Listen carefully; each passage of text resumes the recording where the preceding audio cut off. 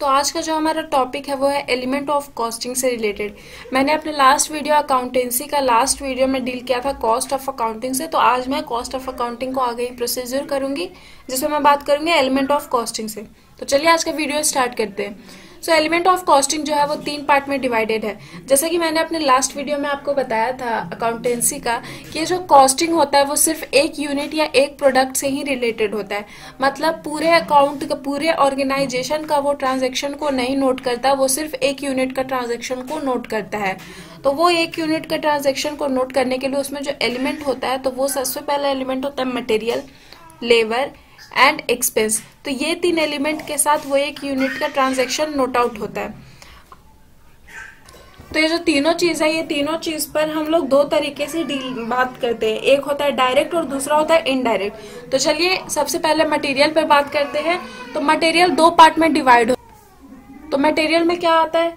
तो मटेरियल में आता है डायरेक्ट एंड सेकंड हो जाता है इनडायरेक्ट। तो मटेरियल में वो चीज ऐड होता है डायरेक्ट मटेरियल में which directly affect our manufacturing unit. मतलब buying tailor machine, buying thread for sewing machine and etcetera. मान लीजिए कि आपका काम क्लोथिंग का है तो उसमें जो थ्रेड होगा वो डायरेक्ट है, उसमें जो मशीन होगा स्विंग मशीन वो डायरेक्ट है। आप फर्नीचर बना रहे हो तो उसमें आपका वुड जो लगेगा क्या होगा, तो वो डायरेक्ट एक्सपेंस होगा। वही इनडायरेक्ट क्या होता है, तो जो मटेरियल यूनिट में आपका मशीन स्टाफ साफ करने में होगा, मतलब इनडायरेक्ट मटेरियल वो हो जाता है। मान लीजिए आपका एक स्विमिंग मशीन है, वो अच्छे से काम नहीं कर रहा है तो उसको स्मूथली काम करने के लिए आप लेंगे ऑयल, तो उसमें डालेंगे, तो वो हो गया इनडायरेक्ट मटेरियल कॉस्ट। और सेकंड चीज हो गया कि आपका एक बड़ा फर्म, बड़ा इंडस्ट्री है, उसमें आपको अगर मशीन को अगर आप साफ कर रहे हैं, उसमें आपको यूज होएगा बहुत सारा प्रोडक्ट क्लीन करने के लिए वाटर यूज होगा, तो वो हो जाता है इनडायरेक्ट मटेरियल कॉस्ट। क्योंकि वो आपके मूड पे डिपेंड कर रहा है। आप अपना काम अच्छे से करना चाहते हो तो आप यूज करोगे, नहीं करना चाहते हो तो नहीं यूज करोगे। सो जो हमारा नेक्स्ट है वो है लेबर।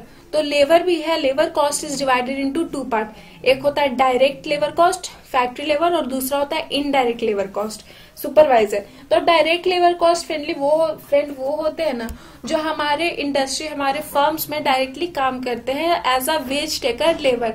मतलब कि एक फर्म में 20-30 मजदूर काम कर रहे हैं तो वो हो जाते हैं डायरेक्ट लेबर कॉस्ट। वही इनडायरेक्ट लेबर कॉस्ट हम उन्हें कहते हैं सुपरवाइजर।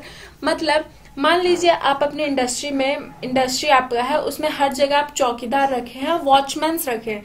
एक मेन गेट पे रखे, एक इंडस्ट्री का गेट पे रखे, एक ऑफिस पे रखे हैं, फिर एक सारे मशीन को सुपरवाइज करने के लिए रखे। तो वो फैक्ट्री का नीड नहीं है, वो आपके ऑर्गेनाइजेशन का नीड नहीं है सुपरवाइजर, वो आपका नीड है। आपको देखना है कि आपका काम ठीक से हो रहा है कि नहीं, इसलिए आपने सुपरवाइजर रखा है। तो वो हो जाता है इनडायरेक्ट लेबर कॉस्ट।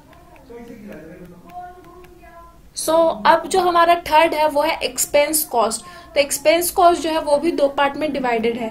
एक होता है डायरेक्ट एक्सपेंस कॉस्ट और दूसरा होता है इनडायरेक्ट। डायरेक्ट एक्सपेंस क्या हो गया? बाइंग मशीन आप खरीद रहे हो क्योंकि आपके इंडस्ट्री का वो नीड है, बिना मशीन का आपका काम नहीं होएगा, तो वो डायरेक्ट एक्सपेंस है।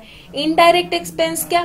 तो मशीन को साफ करने के लिए जो ऑयल लेंगे आप, जो वाटर लेंगे उसको क्लीन करने के लिए, वो हो गया इनडायरेक्ट एक्सपेंस। अब नेक्स्ट है नेचर ऑफ एक्सपेंस। तो नेचर ऑफ एक्सपेंस सबसे पहला होता है फिक्स्ड एक्सपेंस। मतलब वर्कर का वेजेस, एम्प्लॉय का सैलरी, ये सब हो गया फिक्स्ड एक्सपेंस। अब वो कैसे? क्योंकि चाहे आपको प्रॉफिट हो या लॉस हो, आप अपने एम्प्लॉय को सैलरी वही देंगे जो आपका फिक्स है।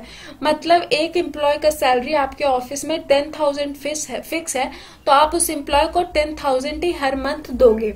सो ये हो गया फिक्स्ड एक्सपेंस। सेकंड हो गया वेरिएबल एक्सपेंस, मतलब जो वेरी करते रहता है वो।